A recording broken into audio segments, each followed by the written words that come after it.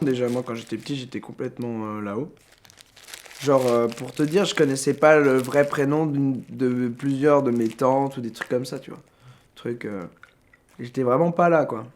Je me créais un monde virtuel de ouf. Et bizarrement, la musique, le son, je m'en foutais. Enfin, d'une certaine manière, d'une approche musicale, genre, mon père écoutait les Beatles tout le temps, mais j'ai limite aucun souvenir de ça, tu vois. Le son, la musique, ça m'intéressait pas. J'étais pas, je sais pas si j'étais pas vraiment pas sensible, mais j'étais tellement dans mon imaginaire, j'en suis sûr que mes oreilles, elles se bouchaient, tu vois ce que je veux dire. Et c'est quand j'ai eu 14 ans où il y a eu un méga déclic avec mon passé d'enfant. 14 ans, j'étais quoi en quatrième. J'ai pris une grosse claque émotionnelle au niveau du rapport avec le son. Euh, En gros, ce qui s'est passé, j'étais avec deux copines qui m'avaient montré un Smell Like Teen Spirit de Nirvana, tu vois, avec le clip et tout. Et bah, mes sœurs, tu vois, genre, je l'avais entendu passer comme ça, mais sans y faire prêter attention. Et là, le truc est venu devant ma gueule, il m'a dit regarde-moi quoi, écoute et ferme ta gueule et ressens. Et genre j'ai regardé et déjà Kurt Cobain il m'a, je sais pas, j'étais, tu sais, sur cette vidéo il est fascinant, tu vois. Et j'avais jamais ressenti ça émotionnellement. Il y a tout mon corps, il y a une réaction qui a bouillonné quoi, genre waouh putain. Et d'un coup je me suis dit c'est ça quoi, c'est ma voix. Et depuis là, j'ai bouffé de la musique tout le temps quoi. Non, mais il recherche, comment dire, des nouveaux moyens pour s'exprimer. Il reste pas. Il sait dessiner, hein, c'est pas un problème, mais il s'arrête pas là. Il se dit non, je vais taper dans une toile, voilà, je vais peindre avec mon. Voilà, il veut pas s'arrêter à où il en est. Et oui, il peint, mais j'aime beaucoup ces toiles. Et musicalement? Alors, je l'ai pas beaucoup entendu. Si, bon, il a 18 groupes, tu le sais. J'avais vu un groupe, The Weirdo. Bon, c'était un peu. Ça chantait du 16. Je suis triste. Bon, ça va pas très loin. Mais ils étaient juste quoi, guitariste, bassiste, je sais plus. Enfin, je suis plutôt dans la violence avec les matériaux en fait, tu vois, genre, parce que j'ai des rages que je peux bien exprimer à travers les tableaux, le matériau. Genre, par exemple, ça, je l'ai fait hier. Ce qui s'est passé, c'est que ma toile, elle était. J'ai refait plein de commandes de toile là. Et je venais de rentrer d'Allemagne et j'avais besoin d'exprimer une grosse colère. Et je suis rentré, j'ai mis le son à taquet, je gueulais dans mon appart. Et je prenais un temps pour exprimer mon émotion de la colère, tu vois. Et je foutais de ce que ça allait rendre. Je savais qu'il fallait que je mette que du rouge et que je tape sur le tableau, tu vois. Et du coup, je l'ai pris, je l'ai lancé partout dans la baraque. En tapant tellement, j'ai réussi à faire une entaille. Euh, Puis après, je me suis calmé après avoir mis tout ce rouge. Tu sais, j'ai utilisé les mains directement. Comme ça, je pouvais bien taper dessus et griffer la matière. Et après, je me suis calmé et puis genre j'ai mis de la cire de bougie et puis d'autres trucs, tu vois. Quand tu mets une intention sur un objet, par exemple sur un tableau, genre celui-là, j'ai mis une intention de colère vive, tu vois. Et bah, pas tout le monde le ressent, mais moi, par exemple, là, je le vois. Je me rappelle hier, mais je ressens une putain de rage, quoi. Enfin, et ça me fait du bien parce que j'ai pu la sortir, elle était en moi et elle me faisait mal, tu vois. Et j'ai eu mal pendant que je faisais ça, vraiment, genre, j'ai passé une nuit de merde et en même temps, elle était géniale. La crise existentielle que j'ai eue, elle est arrivée, pour être exact, au moment où j'étais en terminale, quand j'ai commencé à peindre en plus. Et du coup, la peinture a été vraiment mon sauveur sur ce plan-là.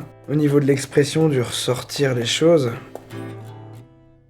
mon seul retranchement, c'était la musique et la peinture, tu vois, genre pour me faire plaisir, etc.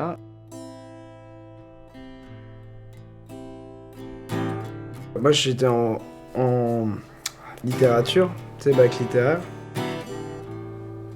Et du coup, on avait philo pour la première fois.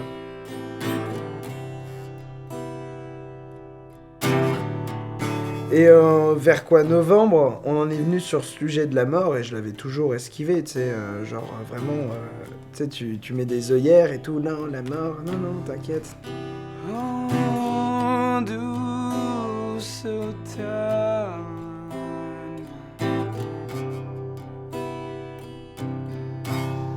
Viens à moi. Je pense que mon âme, elle connaissait, elle savait déjà ce qui allait se passer et du coup, moi, j'étais en stress, tu vois. Laisse retomber tout ce qui est là. Au fur et à mesure de la fac de lettres, je pressentais un gros truc qui allait m'arriver, tu vois. Relâche tout et guide-moi. Et je savais pas quoi, mais je sentais le danger, même s'il était pas là, tu vois. Je sens le calme approcher.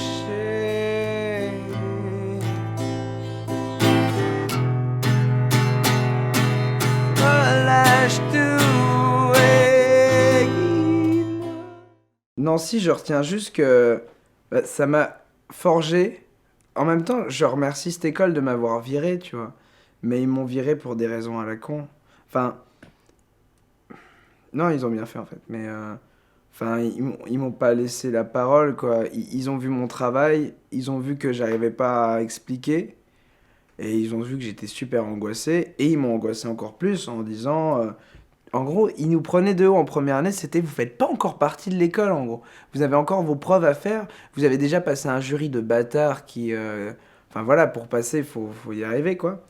C'est chiant à faire, d'ailleurs. Hein. Enfin, c'est le coup, tu sais, les périodes de pression et tout, enfin les examens, c'est casse-couille. Et là, tu sais, moi je m'étais dit, c'est bon, c'est acquis, je suis à l'école, je suis tranquille.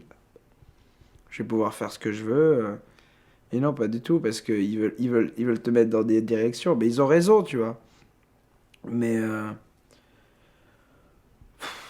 Il venait de quitter les Beaux-Arts, je pense qu'il voulait se trouver une année pour temporiser. Ouais, bon, il l'a fait. Puis bon, après, bah, là, il va mieux, il est aux Beaux-Arts de Metz. Je me trompe pas. Non, c'est bon. Cool. Et puis, il doit aller beaucoup mieux. Oui, il devait se faire un peu chier en lettres modernes. Mais... on se fait tous un peu chier en lettres modernes, donc c'est normal. Et puis voilà. Ce que je voulais, c'est avoir une envie de me faire vraiment bien comprendre. Et du coup, dans ma tête, il fallait vraiment que je rebosse la langue française, et la langue en général, et la communication.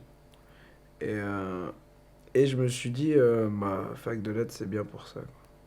Et souvent, ce que j'aime bien faire quand je me mets sur une toile, bah comme pour celle-là, franchement, je réfléchis pas, quoi. J'ai pas envie d'intellectualiser et tout ça. Ce qu'ils nous demandent aux Beaux-Arts, ça me pète les couilles. Clairement, pas RPZ, les Beaux-Arts. De tout l'univers. Non, mais les Beaux-Arts, c'est vachement bien. Mais ils nous cadrent vraiment pour... Franchement, j'abuserais de dire ça, mais il y en a un quart qui deviennent bobos, tu vois. Déjà là, je suis en train de me bobotiser un peu pour faire ce genre, tu vois. Mais c'est vraiment... ils s'autosucent, quoi. Et puis, oh oui, oh, l'art, c'est vachement bien. Genre, ah oui, tu as vu. Et puis après, ils parlent à mort du truc. Genre comme si ils avaient tout compris, ce qui se passait. Alors que, mec, ferme ta gueule et ressens à l'intérieur de toi. Fais pas chier. Enfin... L'art, c'est ça, en fait. C'est plus des ressentiments, des sentiments que de la... Mais carrément, c'est émotionnel. Pourquoi ils sont obligés d'intellectualiser avant? Genre, souvent, je trouve, les profs, ils nous demandent direct d'intellectualiser et tout ça. Enfin, c'est sûr, faut expliquer notre travail, mais moi, j'y arrive pas à ça, tu vois, c'est trop dur. C'était un peu compliqué à ce moment-là, parce qu'on l'avait invité à une soirée en... fin août, je crois. Et il m'a répondu 20 jours plus tard en me disant « Je peux pas, je suis à Ravenel. » Donc il pouvait pas venir à la soirée, ce qui était déjà triste. Mais en plus... non, mais il a eu la masse de chance là-dessus, pour le coup. Ouais. Ça se voyait qu'il allait pas bien, quand même. Ouais. On avait eu une discussion juste avant, à une autre soirée, où j'aurais dû le voir venir, mais pas tant que ça. Sur un rocher, je m'en souviens. Enfin, très poétique, tu vois, avec la lune. C'était... Ouais, il allait pas super bien, apparemment, il faisait des insomnies depuis quelques temps. Il devait être un peu perdu. Puis je sais pas, ouais, il a pas dû se sentir... Mais c'était même pas un acte réfléchi, je pense. Voilà, c'était pas un truc qu'il planifiait depuis des semaines. Ça s'est présenté. Mais ouais, il a eu de la chance. Ouais, n'importe qui saute de 9 mètres, il meurt, bah lui, il finit avec la fille, donc... Sinon, ouais... Je sais pas, il a l'air d'aller beaucoup mieux. Quand il était à Ravenel. Dans l'obscurité.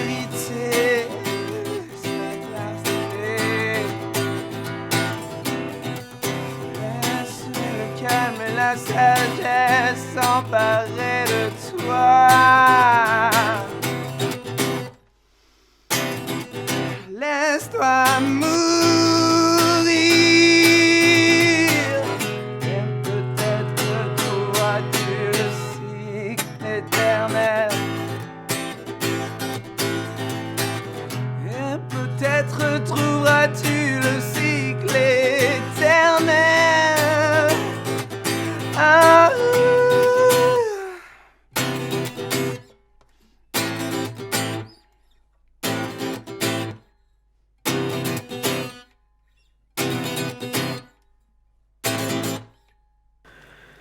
Entrons dans les détails. J'ai fait paniquer tout le monde autour de moi. Moi, j'étais paniqué, mais voilà, j'ai fait atteinte à ma vie. Et puis les gens autour de moi, ils ont commencé à se dire, ah oui, merde, Rémi, il va pas bien en fait. C'est là que les gens ont commencé à s'inquiéter pour moi. Et je pense qu'à l'époque, je voulais pas qu'on s'inquiète pour moi, tu vois. J'avais pas envie de ça. C'était genre, c'était moi qui devais donner. Enfin, et pas recevoir. Je savais pas recevoir, j'ai l'impression. Parce que quand on est allé le voir, il était vraiment... Bah là, vous l'avez vu, il était très expressif, il bougeait partout, j'imagine. Enfin, sauf quand il dormait à la fin. Mais là, il était... La vache, c'était vraiment un choc. J'y suis allé avec Marie-Aurélien et Théo. Et il était tout... C'était un spectre, quoi. Blanc, maigre. Il arrivait à peine à porter... On lui avait apporté des bouquins, parce on a que ça. Et il avait du mal à les prendre et tout. Il traînait les pieds. Et il se prenait un peu pour Jésus, en fait. Il vous l'a dit? Oui, il nous l'a dit. Mais c'est pas du tout d'où ça vient en fait. Il a presque... Comme il m'a dit, il a... Comment dire? Il s'est senti mourir à l'hôpital après son saut. Il s'est senti mourir. Il a cru que ça y est, et en fait, non. Ouais, non mais Rémi, quel enfoiré ce mec, j'ai envie de dire, parce que... Non mais attends, il faut quand même se mettre dans l'idée que toi t'es là, dans une certaine innocence et tout. D'un coup tu reçois une nouvelle, c'est un de tes potes qui a sauté d'une fenêtre, quoi. Enfin, ça te brise un peu. Enfin, tu te dis, tu sors un peu de cette naïveté que t'avais, tu te dis, putain, mais en fait, on peut crever, quoi, à n'importe quel moment. Alors c'est... À cause de cet enfoiré-là, non mais j'espère qu'il le verra, ce que je suis en train de lui dire, ce salaud, que on a conscience de ça, quoi, de la fragilité de la vie, le retour à la terre dont il parle, mais ça fait quelque chose, quoi, en fait. Après, on est allé le voir, enfin, on y allait en voiture et tout, et c'est vrai que bon, si on devait représenter la scène dans un film, ce serait le silence en voiture, tu sais, tout le monde fait la gueule et tout. Dans la vraie vie, bah, c'est pas comme ça. Enfin, on est allé le voir la première fois, bah, on restait nous-mêmes dans la voiture, on déconnait, on faisait des blagues, tout ça. Enfin, puis on est arrivé, changement d'ambiance total, quoi. Là, on l'a vu arriver, on s'attendait naïvement à voir Rémi, un peu mal, mais à voir Rémi quand même. Et on a vu débarquer un type, on s'est dit, mais c'est qui ce mec? Enfin, on le reconnaissait pas du tout, tu vois. Il plaisantait pas, aucune expression sur le visage et tout. Puis, alors il s'est assis à côté de moi, exactement à ma gauche. Et j'ai essayé de temps en temps, Rémi et tout, ça va. Enfin, je lui avais apporté de la lecture, je me suis dit, ça va lui faire plaisir. Rien à foutre, tu vois. Enfin, il a posé ça dans un coin, il en a pu reparler. Puis par un moment, il me regarde, enfin, c'est limite, il me prend le bras, Théo. Il s'est passé un truc. Donc déjà, il me racontait plus ou moins que les autres pensionnaires d'où il était étaient un peu en train de le prendre en grippe. Donc nous, ça nous a inquiétés, d'entendre ça. Puis il me dit, oui, il y a quelques jours, j'ai parlé à un type. Je lui ai parlé, mais en fait, je lui parlais pas à lui. Je te parlais à toi, mais à travers lui. Alors bon, mais qu'est-ce qu'on est censé répondre quand on entend ça? Enfin, on en rigole un peu maintenant, mais sur le coup, on se regardait tous, mais... On était un peu atterrés d'entendre ça, on s'est dit, mais merde, il va rester comme ça tout le temps, ou ça craint, quoi. Enfin, on a eu un peu peur pour lui. Et donc, sur le chemin du retour, en voiture, on plaisantait plus, tu vois, là, c'était vraiment le silence total. Il s'est passé 2 ans après cette crise existentielle, quand j'ai eu mon accident. Et j'ai vécu une mort intérieure, parce que, en fait, pour expliquer vite fait, j'ai sauté de 10 mètres de haut. Je voulais pas me suicider du tout, mais j'étais complètement perdu.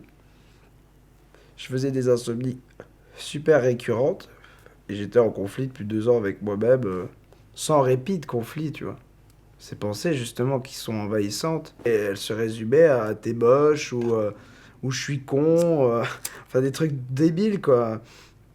Et ça s'était surtout focalisé sur les poils. Et je sais toujours pas pourquoi. Je comprends toujours pas ça. Et maintenant, je cherche plus à comprendre. Donc c'est pour ça les tocs. Paradoxalement, à travers ce saut, j'ai jamais été aussi bien de toute ma vie en fait. C'est un truc de ouf, hein, parce que en vivant une mort intérieure comme ça, genre ce qui s'est passé, j'ai sauté. Il y a eu vraiment un arrêt. Tout a été noir pour moi. Avant que. Tout a été noir pour moi.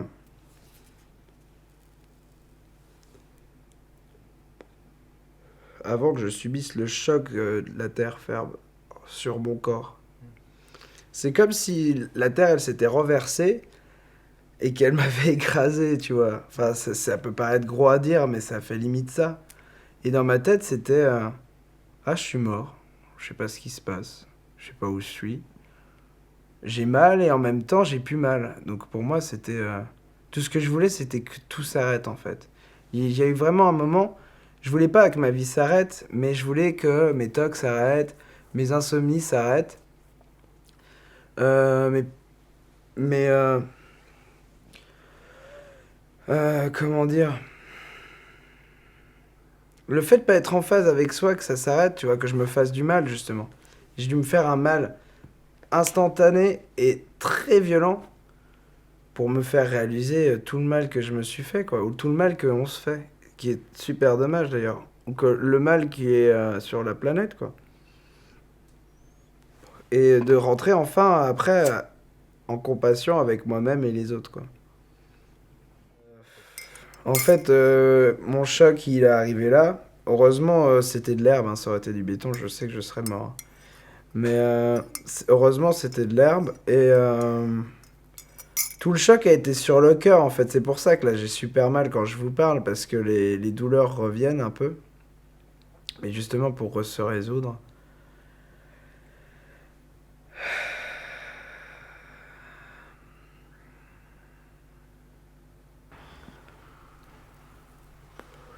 Et j'ai fini par faire une inflation, parce que j'ai pas vu encore Valentin. Quand j'étais à l'hôpital normal, ceux que j'ai vus, c'était mes parents. J'ai des images très brèves, très mystiques, très spirituelles. Et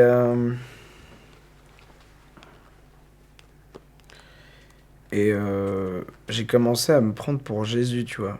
C'est parti en couille, quoi. Et comme j'avais mis autant atteinte à ma vie, je me suis dit, je peux plus vivre avec moi. Et du coup, c'est comme si j'avais laissé entrer des autres entités en moi, qui sont pas forcément l'entité christique ou quoi, hein. Mais je m'étais pris pour Jésus-Christ, parce que genre tout le monde me disait, oh regardez, c'est Jésus, parce que voilà, enfin j'étais éclaté, enfin j'avais un corset, j'étais tout pâle, avec la grosse barbe, tu vois, enfin... Et j'avais, tu sais, genre lève-toi et marche, et moi j'étais ça, hein, quoi, c'était lève-toi et marche, quoi. Dans ma tête ça faisait ça, genre je réapprends à tout faire. Pour moi j'étais un fœtus à ce moment-là, super fragile, prêt à mourir à chaque instant. Ou à perdre conscience réellement, tu vois, genre j'aurais pu ne pas revenir de ce monde parallèle. C'était plus Capucine qui était là avec lui au début. Parce qu'on l'a su tard, nous. Pas de chance. Mais après, ouais, je sais pas, ils avaient une relation un peu compliquée, j'imagine. Et ça s'est débloqué tout de suite, en fait. Une fois qu'il est sorti de l'asile, ça allait beaucoup mieux. Il avait un corset en plastique. Il était content parce qu'à chaque fois qu'il croisait quelqu'un, il disait frappe dedans, frappe dedans. Bon, on le faisait, et puis, ah, regarde, t'as vu, c'est dur, c'est dur. Il l'a porté pendant quoi, 5-6 mois. Bon, il avait des médocs, mais il picolait quand même. C'était joyeux, quoi. Puis là, ouais, ça va mieux. Enfin, j'imagine qu'il tape beaucoup moins le bat, quoi. De toute façon, taper le plus le bat que ça, c'est peut-être difficile. Dès qu'il est sorti, ça allait mieux. Enfin, on l'a pas trop revu après. Donc on n'a pas pu voir l'évolution, mais j'ai l'impression que contrairement à nos attentes, ça allait, quoi. On s'attendait à ce que il reste là un bon moment. Et finalement, il s'en est vite sorti, puis il a débarqué, il a commencé à redébarquer aux soirées, et puis à être vraiment Rémi, celui qu'on connaissait avant, en version améliorée, parce qu'il va un peu mieux, enfin il va mieux, c'est même lui qui me l'a dit, donc c'est Rémi, mais à 100%, quoi. Avant, c'était que la moitié. Oui, il devrait s'en sortir, je pense. Je pense que dans 20 ans, on parlera de Rémi Ditch. Le musicien, peintre, tout ça. Ça m'étonnerait. Le contraire, voilà, m'étonnerait. Mettez plutôt ça. Ouais, c'est vraiment mes amis qui m'ont sauvé et ma copine, quoi. Parce que j'ai appris à rencontrer un vrai amour sincère, tu vois. Truc que j'avais besoin déjà d'avoir envers moi-même. Et il y avait l'écho déjà extérieur qui était aussi vers moi-même. Et c'était dans le même échange, hein, on était tous les deux amoureux. Elle venait me voir à l'hôpital. Et elle était perdue, quoi. C'est normal, j'avais perdu tout le monde. C'est ça, en fait. Pour mieux les retrouver, c'est trop bizarre, mais c'est exactement ça, en fait. Genre Valentin et tout ça, quand ils sont arrivés. Enfin, voilà, quoi. C'était. Les gars, en fait, à partir de maintenant, je vais plus être le même. Mais je vais enfin pouvoir vous remercier d'être là, quoi. Et que. Enfin, de remercier, quoi. Remercier la vie et tout ça. Mais. Je me suis rendu compte, en fait, au final, que j'étais pas tout seul, quoi. C'est nul à... Enfin, c'est pas que c'est nul à dire, ou court à dire, mais... Bon, on réalise pas toujours tout, tu vois, j'étais vraiment dans mon monde, et ce choc avec la Terre m'a vraiment ancré. Et j'avais jamais été ancré avant ça, et ça fait du bien de se sentir sur la terre ferme, quoi. Parce que tout le temps, voler dans les nuages et tout ça... Trop de planage. Après, l'atterrissage, il est dur, quoi.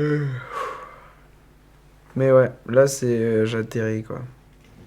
Mon premier tableau, c'était un rapport avec les rêves. J'avais un petit tableau comme ça, et puis j'avais fait des... Il y a... Le contour, c'était un nuage blanc.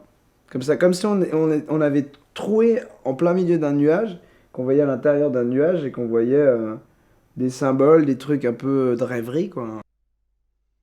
J'ai envie de tout. En fait, je reprends tout à zéro. C'est comme si vous êtes vraiment arrivé dans la période où je remettais tout à jour, en fait. Comme si à l'intérieur de moi, il y avait un ordi, il fallait supprimer toutes les merdes, enlever les parasites, etc. Et requinquer la bête, quoi.